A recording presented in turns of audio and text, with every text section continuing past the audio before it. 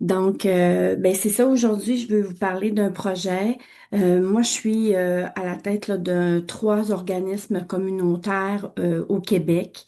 C'est dans la région du Saguenay-Lac-Saint-Jean.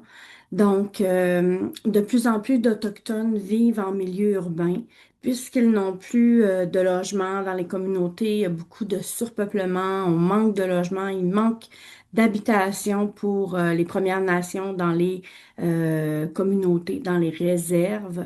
Les gens sortent de plus en plus de leur communauté pour venir vivre en milieu urbain. Et on voit maintenant plus de 50% de la population qui vit en milieu urbain, d'où l'importance qu'on agisse avec eux, à bien les accueillir lorsqu'ils arrivent en ville. On a réalisé, évidemment, là, au cours depuis la pandémie, le coût des aliments qui a augmenté. Alors, on voulait soutenir la population au niveau de l'autosuffisance alimentaire. Alors, vous voyez, c'est la terre que j'ai acquise pour être en mesure de la partager avec la population autochtone urbaine. C'est une terre agricole qui a aussi un volet forestier qu'on peut exploiter. On trouvait ça important de redonner accès à la nature pour les Premières Nations pour plusieurs raisons. Tout d'abord, il faut penser à la nourriture, oui. En forêt, il y a aussi les plantes médicinales. On voulait donner accès et faire un retour des savoirs autochtones pour les transmettre aux prochaines générations parce que c'est des connaissances qui se perdent rapidement puisque les aînés euh, qui nous quittent malheureusement quittent aussi avec leur savoir et on n'avait pas l'occasion de partager ces savoirs. Alors la terre nous permet, on l'appelle ASCII, alors la terre nous permet d'avoir un lieu de rassemblement puis de travailler tous ensemble également là, pour le développement de l'emploi pour la main-d'œuvre autochtone, pour développer de la main-d'œuvre sur le site.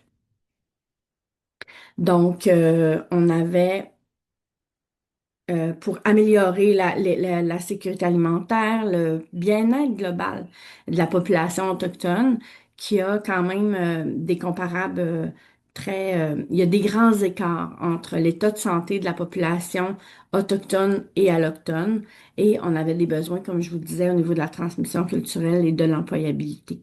On voulait développer l'autonomie alimentaire par une production locale, mais qui va être accessible à tous les Autochtones dans le milieu urbain. Donc, euh, on veut également favoriser la mobilisation parentale. Les parents et les enfants, on doit soutenir le développement des capacités parentales, mais aussi l'accès à des aliments frais pour les enfants, pour les jeunes générations. On soutient vraiment les capacités parentales là, à pouvoir offrir une meilleure santé à leurs enfants. Donc, le contexte et la pertinence du projet, en fait, c'est que on a des personnes en milieu urbain qui font face à plusieurs défis. Je vous nommais le coût élevé des aliments, hein, c'est pas juste chez nous, certainement, c'est partout, hein, à travers le monde que les coûts ont augmenté. On avait une perte d'accès au territoire, c'est pas évident pour nous qui vivent en milieu urbain d'avoir accès au territoire et au savoir traditionnel conséquemment. On trouvait ça important d'offrir un accès à la nature pour un volet aussi de guérison. Hein. Ça fait du bien d'aller en forêt. C'est prouvé scientifiquement que la nature offre des bienfaits importants chez les personnes. On voulait améliorer toute la question de la santé globale chez les enfants. Et on avait aussi un éloignement de plus en plus important du marché du travail là, depuis la COVID. Alors, euh, on trouvait que ce projet était une réponse concrète, collective, durable, puis qu'on redonnait à la Terre là, son rôle central comme un lieu pour aller chercher la nourriture, un lieu de guérison, de transmission des savoirs, un lieu d'immersion culturelle aussi pour les jeunes, les enfants qui n'ont pas accès à leur culture et évidemment la réinsertion sociale. On a plusieurs volets sur la terre agricole. On a les jardins communautaires et la forêt nourricière. Donc, on va faire la production de fruits, de légumes. C'est sous un modèle de permaculture. Donc, on va essayer de réduire le plus possible l'entretien hein, sur ce volet de jardin et de forêt nourricière. On a aussi une implication communautaire reconnue et valorisée. Donc, on doit vraiment soutenir la population à revenir en nature et surtout s'approprier cet espace-là, ce site-là. Il y a des retombées alimentaires. Il va y avoir des retombées aussi pour la biodiversité urbaine. Et évidemment, on brise l'isolement social. Alors, on crée une communauté, une collectivité pour les Autochtones vivant en milieu urbain. On a aussi les produits forestiers non ligneux. Alors, on fait de la cueillette de plantes médicinales, de champignons comestibles. Donc, alors, on fait la transformation, là, quelque chose de très simple, là, des petites tisanes, des baumes à lèvres, des petites pommades. Alors, il y a différents produits alimentaires, là, comme vous pouvez voir sur l'image. On fait des ateliers éducatifs pour transmettre, évidemment, ces connaissances. Elles sont animées par des aînés et les gardiens du savoir. On a aussi des retombées au niveau de la préservation de ces savoirs-là traditionnels, l'autonomie alimentaire et médicinale, mais c'est surtout là, d'avoir une autonomie alimentaire, évidemment, l'objectif de ce projet. On avait de moins en moins de financement des gouvernements. Et comme vous savez, les peuples autochtones ont été mis dans les pensionnats dans l'enfance. Et c'est pas si loin que ça, les générations. Moi, j'ai fréquenté le pensionnat avec des Atikamekw dans ma communauté. Alors, ça l'a touché plusieurs générations. Et on a appris dans les pensionnats à se faire servir la nourriture. Donc, c'est plus difficile quand tu n'as pas eu les compétences parentales, quand tu n'as pas eu la chance d'observer tes parents préparer des repas tous les jours, d'apprendre toi-même à cuisiner. Alors, c'était tout un défi dans notre communauté de respecter les budgets pour la nourriture, pour tu sais, maximiser les capacités en cuisinant. Alors, les coûts des aliments sont déjà dispendieux. Alors, les aliments qui sont déjà préparés sont encore plus dispendieux et beaucoup moins efficaces pour notre santé, évidemment. Alors, on veut aussi permettre à nos enfants, à la future génération, de grandir dans la nature, d'avoir un contact tu sais, présent, continu dans la nature. Donc, on offre des activités par enfants. On appelle ça les bains de forêt, hein, qui sont culturellement adaptés, qui ont des bienfaits importants. Les gens, ça réduit leur stress, leur anxiété. Il y a aussi une exploration sensorielle et spirituelle au territoire. Donc, on se dit, si on veut aider la planète face au réchauffement climatique, face aux enjeux qu'on connaît tous, eh bien, il faut avoir une population qui est sensible à la nature, qui est sensible à son environnement. Et chez les Autochtones, on a perdu cette notion-là.